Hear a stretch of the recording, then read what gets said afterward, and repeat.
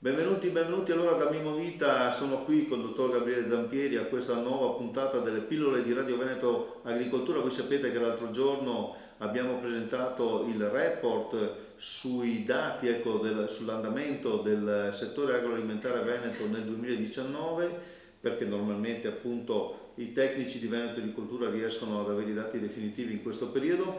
E allora in questa settimana noi settore per settore, comparto per comparto, approfondiremo appunto l'analisi comparto per comparto. Adesso con Gabriele Zampieri noi parleremo, mi pare, di lattiero caseario. Ecco, come è andato il 2019? Allora, intanto sappiamo che il Veneto ha un importante comparto lattiero caseario e quindi l'allevamento degli allevamenti da latte per la produzione per la produzione del latte per la nostra trasformazione è importante.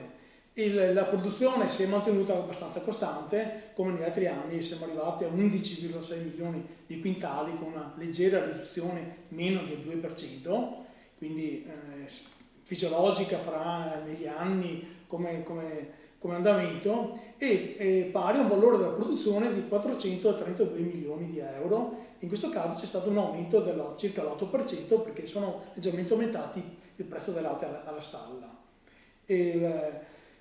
La nostra produzione vale circa il 10% del totale italiano, quindi siamo la quarta regione dietro alla leader assoluta della Lombardia per le sue caratteristiche geopedologiche, che permette una grossa quantità di allevamenti. In Veneto ci sono un numero importante di allevamenti, sono circa 3.000, poco più di 3.000, sono in diminuzione, in costante diminuzione da molti anni, però questa tendenza si sta sempre di più abbassando. Quest'anno, nel 2019, il numero di allevamenti si è ridotto solo del 5%, meno del 5%. Una domanda, questo latte dove va a finire? Allora, la maggior parte del latte veneto va alle produzioni DOP. Cioè diventa formaggio? Diventa formaggio, quindi formaggio Grana Padano, Montasio, Asiago, Piave e via dicendo.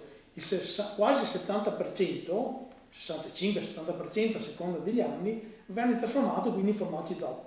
Poi c'è un'altra quota che viene trasformata nei formaggi tipici o tipo latteria, e un 10-15% che va a trasformare in latte alimentare, gelato e via dicendo. Quindi questo permette, questa grande trasformazione in formaggi permette una importante valorizzazione del latte veneto. Ecco, io so che voi tecnici di Veneto Agricoltura avete fatto, però a settembre avete fatto anche delle proiezioni su come sta andando il settore lattiero caseario adesso, vista l'emergenza Covid. Sì, abbiamo provato a monitorare se il Covid ha influenzato soprattutto il prezzo del latte e la produzione di latte.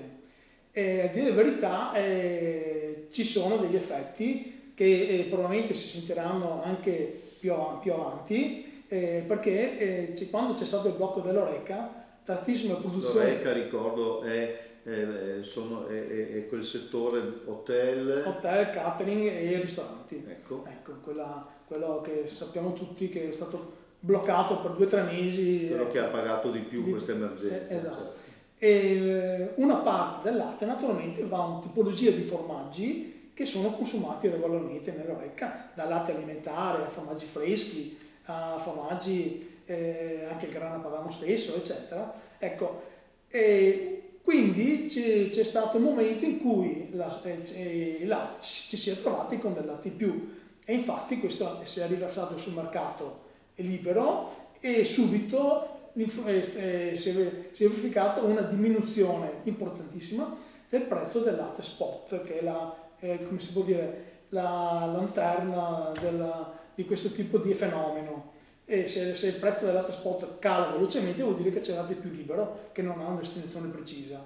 Ho capito, quindi la questione è questa: la produzione del latte probabilmente viene mantenuta, anche perché le vacche devono essere munte tutto il giorno, e questa è la grande anche difficoltà di questo lavoro, però sicuramente i nostri produttori avranno un carico duro, ecco, che viene lasciato dal coronavirus proprio per il prezzo che non sarà remunerativo. Può darsi che questo si veda anche nei mesi successivi, perché E il tentativo che hanno fatto anche i nostri allevatori è stato quello di provare ad abbassare anche la quantità di prodotto di latte in azienda. Infatti le ultime registrazioni delle consegne dell'ultimo mese disponibile, che è aprile, evidenzia un calo di 10-15%, che probabilmente è un tentativo dei nostri produttori di far produrre un po' meno latte alle aziende.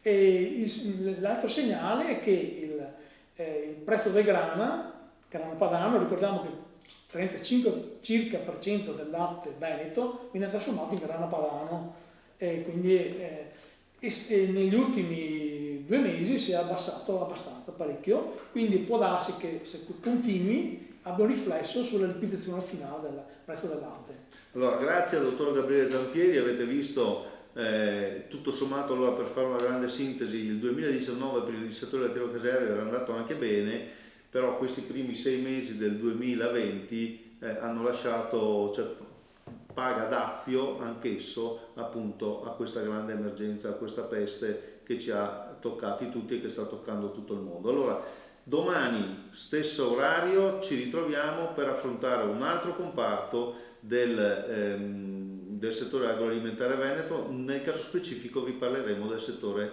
avicolo. Arrivederci a tutti da Gabriele Zampieri e Mimmo Vita.